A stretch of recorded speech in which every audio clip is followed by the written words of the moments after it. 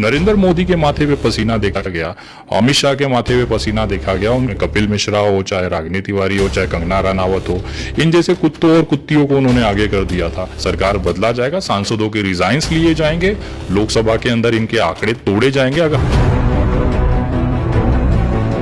नमस्कार, मैं हूं देव। इस समय आप देख रहे हैं लोकतंत्र टीवी। आज किसानों ने फिर से जो है इतिहास को दोहरा दिया और दिखा दिया कि हम नहीं तो तुम भी नहीं, अगर हम नहीं तो ये हिंदुस्तान और ये जहान है। भारत बंद का एक सक्सेसफुल जो है सफलतापूर्वक मिसाल कायम किया गया। मोदी सरकार के नाक के नीचे इतिहास रच दी गई।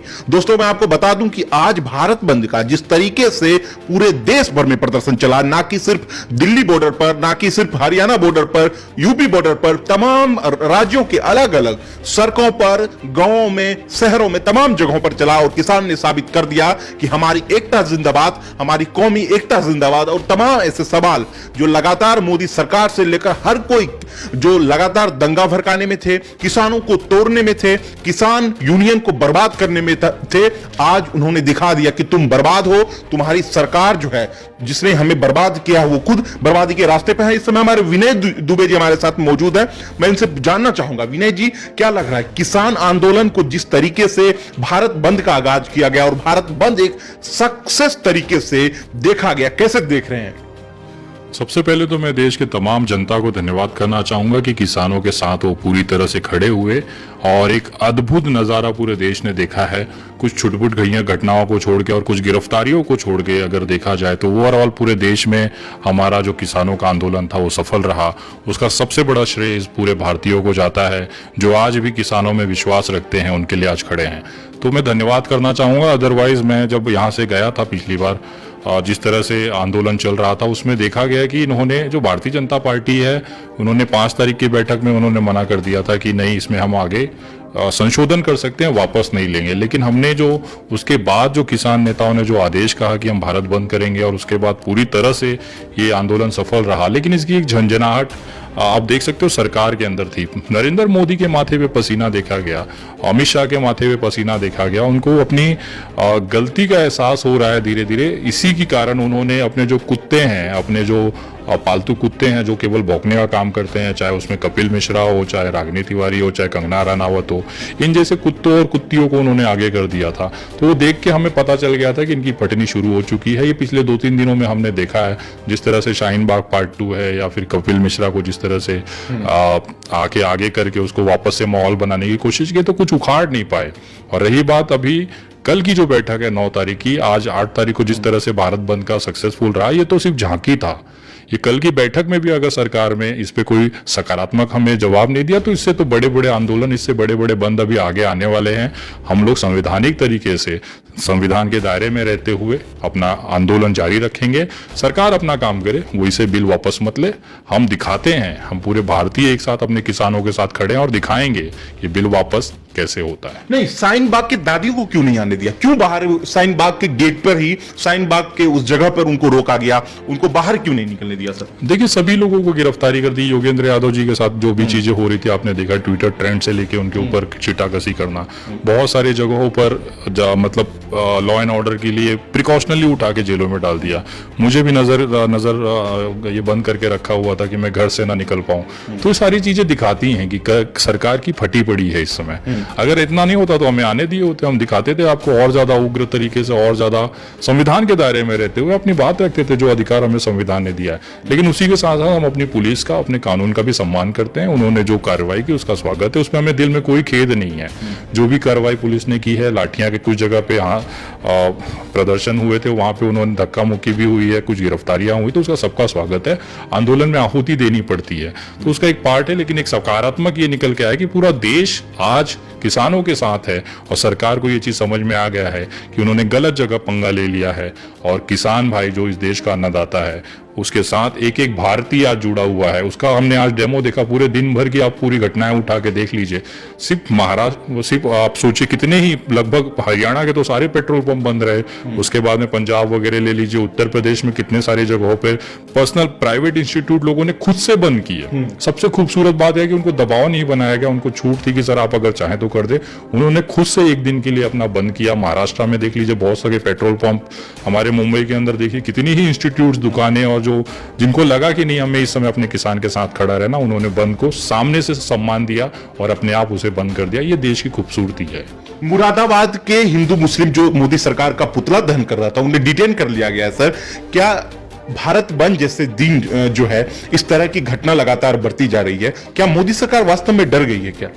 देखिए, डर तो उसी दिन गए थे जब 5 तारीख को उन्होंने बैठक हुई थी। उसके बाद हमने अपनी स्थिति क्लियर कर दी थी कि 8 तारीख को बंद होगा, मतलब बंद होगा। आप चाहे तानाशाही कर लो, लाठियां चला लो। रही बात इस तरह की जो घटनाएं हैं, उसके लिए हम भी खेद व्यक्त करते हैं कि हमने पूरी तरह से पूरे आह्वान किया था कि शांति प्रिय तरीके से हमें संविधान के दायरे में रह के करना है। तो उस दिन अगर इस तरह की घटनाएं होती है तो आहत करती है, कहीं ना कहीं वो आंदोलन को डैमेज करती है। बट एक शंका ये भी देखा जाता है कहीं वो भारतीय जनता पार्टी द्वारा तो नहीं कराया गया, क्योंकि ये किसी भी हद तक जा सकते हैं आंदोलन तोड़ने के लिए। तो वो एक जांच का विषय है और जो भी अगर इसके लिए आरोपी हैं उनको गिरफ्तारी होनी चाहिए। अगर कानून टूटा है तो जेल जाना बनता है और इस आंदोलन में जुड़े हुए तमाम लोग इसके लिए तैयार हैं कि आप हमें गिरफ्तार करें, जेल डालें, हम न्यायिक प्रक्रिया में जाने को तैयार हैं। लेकिन ये आंदोलन कमजोर और बंद नहीं होगा तब तक जब तक ये 3 बिल वापस नहीं होगा। लेकिन पीयूष गोयल और नरेंद्र सिंह तोमर ने तो पहले ही कह दिया कि ये बिल जो है वापस नहीं लिया जाएगा और रद्द नहीं होगा। सर, पहले ही स्पष्टीकरण दे दिए। तो हमने भी पहले ही स्पष्टीकरण कर दिया था कि बिना इस बिल के वापस हुए आंदोलन भी वापस नहीं होगा। पहली बैठक, पहली मीटिंग, पहली कंडीशन ही हमारी थी कि ये 3 बिल के अलावा हमारे पास कोई समझौतों का विकल्प नहीं है। किसान भाइयों ने बहुत स्पष्ट तरीके से अपनी बात सरकार को कर दी थी। अब सरकार का विषय है, उसे वापस ले न ले उसका भी स्वागत है। अगर नहीं लेगी, हमारा आंदोलन तब तक जारी रहेगा जब तक ये बिल वापस नहीं होगा। भले उसके लिए हमें सरकार बदलनी पड़े, सरकार बदला जाएगा, सांसदों के रिजाइन्स लिए जाएंगे, लोकसभा के अंदर इनके आंकड़े तोड़े जाएंगे। अगर हम अपने सांसद से पूछेंगे कि आप किसान के साथ है कि नहीं है, हम अपने विधायक को पूछेंगे कि आप अपने किसान भाइयों के साथ है कि नहीं, अगर है तो रिजाइन करें। विनम्रता पूर्वक हाथ जोड़ के उनसे रिजाइन्स लेंगे और जो भी सांसद इसको रिजाइन देगा, हम उसको वादा करते हैं अगले 10 से 15 साल वो लगातार प्रतिनिधित्व जनता का करता रहेगा। अगर उस समय उन्होंने किसानों से गद्दारी की तो उसकी आने वाली कितनी ही पीढ़ी चुनाव का मुंह तक न देख पाएंगी, उनको इतनी बुरी तरह से हराया जाएगा। ये संकल्प लेके हम चल रहे हैं। तो कहीं ना कहीं अगर सरकार नहीं बदलती, कोई दिक्कत नहीं है सर, आप मत बदलिए, अगले 6 महीने के अंदर हम सरकार बदल देंगे। तो क्या किसान जो लगातार भारत जिन्होंने बंद किया, किसान, तमाम किसानों ने, तो क्या मोदी सरकार पर एक दबाव था, शक्ति प्रदर्शन थी? ये कोई शक्ति प्रदर्शन नहीं था सर, हमने तो पहले ही इंटीमेट कर दिया था। आप 5 तारीख को हमें फैसला दे देते, भारत बंद नहीं होता। आप अड़े रहे तो हम भी अपनी जगह अड़े हुए हैं। अड़े नहीं कह सकते, इसे हम अपना निवेदन कहते हैं कि भैया हम आपसे कुछ कह रहे हैं, इतने सारे लोग रस्तों पे, लाखों की संख्या में लोग रस्ते पे, अगर आप उसको सम्मान नहीं देंगे तो आप हमसे भी सम्मान की अपेक्षा ना करें। तो ये पहले से डिसाइडेड था। कल 9 तारीख है, वापिस सरकार के पास मौका है, ये जो टकराव इसे खत्म कर दे, बाकी आपकी इच्छा है। मोदी सरकार ने तो सर इसको ईगो अपने ऊपर ले लिया है कि ये जो है बिल वापस नहीं होगा। किसान भी लगातार ये बात कह रहे हैं कि हम एक कदम भी पीछे नहीं हटेंगे। अब अगला कदम क्या होगा? भारत बंद के बाद अब आगे क्या? कल की बैठक जाए होने दीजिए, सरकार के साथ किसान नेताओं की हमारी बैठक है। उसके बाद मुझे पता है उसमें भी कोई रिजल्ट नहीं आने वाला है। उसके बाद जो हमारे किसान नेता आदेश करेंगे उसका पालन किया जाएगा। हम लोग कार्यकर्ता है, हमारे किसान एक भारतीय होने के नाते कि अपने किसान भाइयों के साथ है और मेरे जैसे करोड़ों युवा इस समय किसानों के लिए आवाज उठा रहे हैं। पूरा देश उसका उदाहरण रहा। तमिलनाडु, केरला, आंध्र प्रदेश, कर्नाटका, महाराष्ट्र, गुजरात, मध्य प्रदेश, उत्तर प्रदेश, असम, सिक्किम, वेस्ट बंगाल, दिल्ली, हरियाणा, पंजाब, यहाँ तक कि जितने भी राज्य हैं वहां पे हमारा प्रेजेंस, किसान आंदोलन का उपस्थिति देश ने देखा है और बड़ी तादाद में देखा है। जनता साथ दे रही है तो हमें कोई आपत्ति नहीं है। जिस तरफ जनता होती है उसी तरफ संविधान, उसी तरफ लोकतंत्र होता है। ये नियम रहा है और ये लड़ाई हम जीतेंगे। ये किसानों के जिंदगी का सवाल है, उसमें हम कोई भी समझौता करने को तैयार नहीं है, भले सरकार की ऐसी की तैसी करनी पड़ जाए। लेकिन सर, सिंधु बॉर्डर पे जिस तरीके से फोर्स की संख्या, सुरक्षा बलों की संख्या लगातार बढ़ा दी गई थी, 5 गुना ज्यादा बढ़ा दी गई थी। इसको देखकर ऐसा लग रहा था किसान जो है दिल्ली की तरफ कूच करना चाहते हैं। हो सकती है कि इस तरह की जो बातें हैं वो भ्रम फैलाने के लिए फैलाई गई हो। तो क्या सच में किसान जो है दिल्ली की तरफ कूच कर रही थी, इसके बाद सुरक्षा बलों की संख्या बढ़ा दी गई? सर, हम कोई भी आंदोलन में जो भी लोग नेता है उनका बहुत स्पष्ट तरीका है, हम कोई भी काम छुप के नहीं करेंगे। अगर हमें दिल्ली घुसना है तो हम तारीख की घोषणा करेंगे, समय की घोषणा करेंगे, उसके बाद हम घुसेंगे। कोई चोरी छुपे यहाँ आंदोलन नहीं हो रहा है, खुले तौर पर है। कल की बैठक है 9 तारीख की, आप सरकार को मौका है, जो सरकार जो डिसीजन लेती है। अगर 9 तारीख की बैठक विफल होती है और हमारे किसान नेता कहते हैं कि नहीं अब हमें दिल्ली जाना है, तो मैं दावे के साथ कह सकता हूं किसी भी सरकार की इतनी औकात नहीं है कि किसान भाइयों को रोक सके।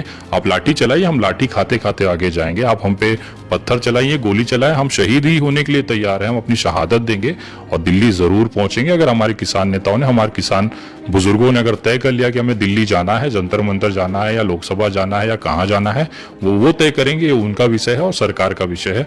जो हमें आदेश आएगा, जो सार्वजनिक तौर पे हमें हमारे किसान नेता प्रेस कॉन्फ्रेंस करके जो आदेश करेंगे उसका पालन किया जाएगा और हम सब पूरे भारतीय अपने किसानों के साथ हैं। चलिए, बहुत बहुत शुक्रिया। जिस तरीके से पूरे भारत बंद का आज सक्सेसफुल रहा, सफल पूर्वक भारत बंद रहा, विनय दुबे ने साफ कह दिया कि अगर अब भी किसान जो है, अब भी अगर सरकार किसानों की बात मांग पूरी नहीं करती है तो अब वो समय आ गया है जो किसान दिल्ली के तरफ, पार्लियामेंट की तरफ, जंतर मंतर की तरफ कूच करेंगे और मोदी सरकार की नींव हिल जाएगी।